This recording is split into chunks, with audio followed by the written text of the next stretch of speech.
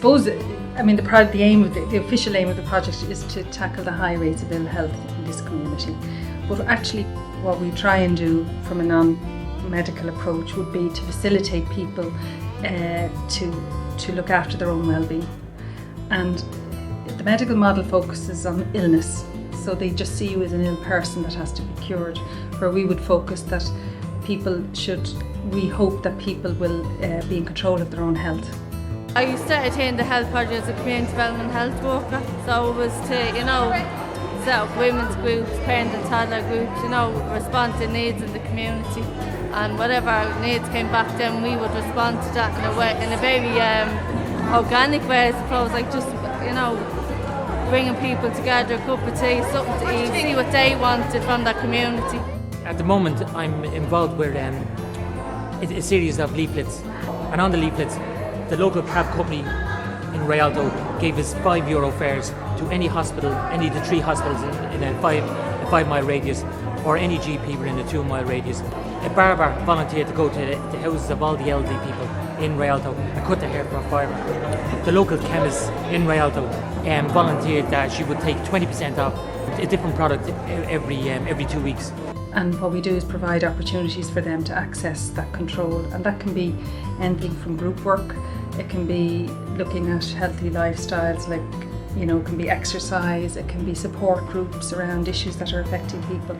Like at the moment, I would say debt and stress from debt would be massive. That's probably happened to the whole country, but in fact, it obviously hits people who are experiencing poverty on a much higher level. That's great. It's probably lost about it. Particularly flat class and the old class of the generation is going with medical conditions. I'm really sorry now.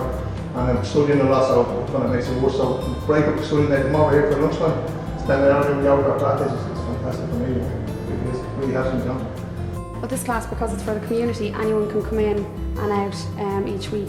In other particular classes, they kind of have to enrol for an 8-week block or a 10-week block. But here, people can kind of come in and just do a class and maybe miss a week and come back and do another class.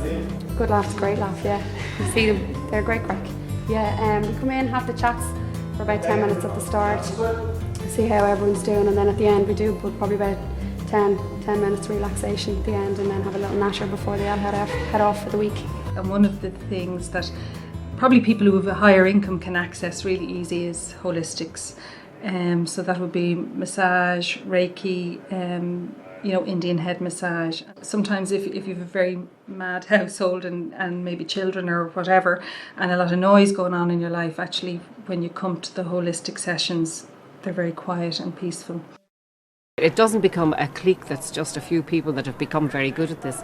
They keep widening the circle of people who are, look at how many men are engaged. So there are an awful lot of men now who you'll see in this building. In years gone by, in the old community centre, in the old flats, there was never a man, there wasn't a man about. I think I was the only bloke around, and then Neil joined the team. Now we have a strong core of men who are involved, not just in terms of managing the facilities here, in terms of the maintenance end of things, but also engaged in education training. There's a number of men who have gone on to third level education. Well, I thought the crack is coming and being in the group, It didn't matter about learning that. Once you came in, joined the group, cup of tea or a crack, It was a place for men to come, because around the area, a lot of women aren't here. We're trying to get the men into the centre, but there's not a lot of men left because of the drugs and a lot of them are all wiped out. So the men left need something, somewhere to go, something to be, They need identity, I was actually very nervous during that, I was very apprehensive about joining, Yeah, but then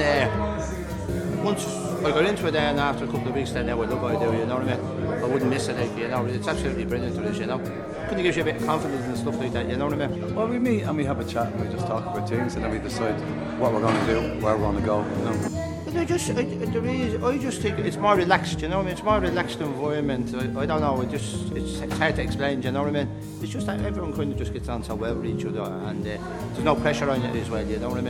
So I just think it's great. We've links like with all the cancer screening agencies, so breast check and the cervical smear and those. And what we do is we don't force information down people's throat. What we do is we try and just weave it in and out of the work, so it becomes a much more natural thing if people want to hear about it, and we'd support people going to avail of those. there's specific programs that have been going. One is a parent and toddler group, and that started many years ago, really through our links with the public health nurse.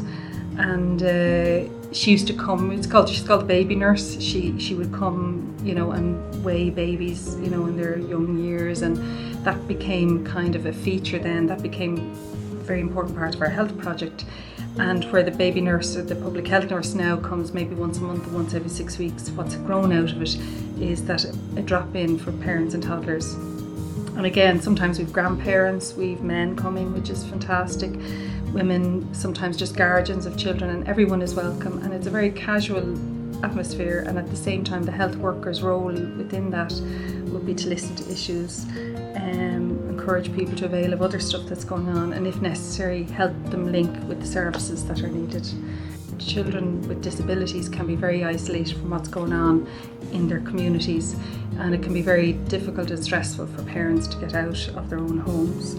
And we looked at a model where we decided we would form a kind of a physical fitness club, if you like, but really with the underpinning is that physical exercise is good for a range of disabilities, probably good for everyone anyway, but actually with children with disabilities, for children with Down syndrome, for example, with balance and all of that, autism, it's really good for sensory integration issues. And we kicked off the gymnastics last year, a year ago, and I suppose it's just been a really positive experience. When we did an evaluation, for example, with the parents just there before the summer, the comments were that their children can run into this building, they're welcome, nobody looks at them sideways, they enjoy themselves, and they also have a friendship club, which is really nice.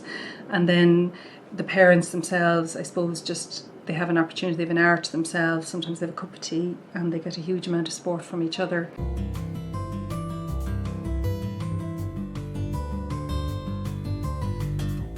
Through the research that we carried out in 2009, one of the big issues that are affecting people in this area, and that was over the whole of Rialto, is mental health. So when we think about health, we think about health, and health, part of being well in yourself is about feeling part of something, participating in stuff. So you'd have a look at the education programs, the community employment projects, the arts projects. There's stuff about even going out on the streets to register your dissatisfaction with what's going on at government level, are all good indicators of people feeling healthy and well. We've run these courses from time to time. It's called Keeping Yourself Well in the Recession. Most of our work is group work, but the one area where we thought was a gap in this community was, I suppose at times people, they can't get out of their problem, and one-to-one counselling can really help that. And what we have managed to do is have very close links with the primary care team, which includes the GP, a physio, occupational therapist, and actually psychologist. I suppose core to the work for us is that we try and respond to the needs of the community as we hear them, and the health workers are the eyes and ears of the community.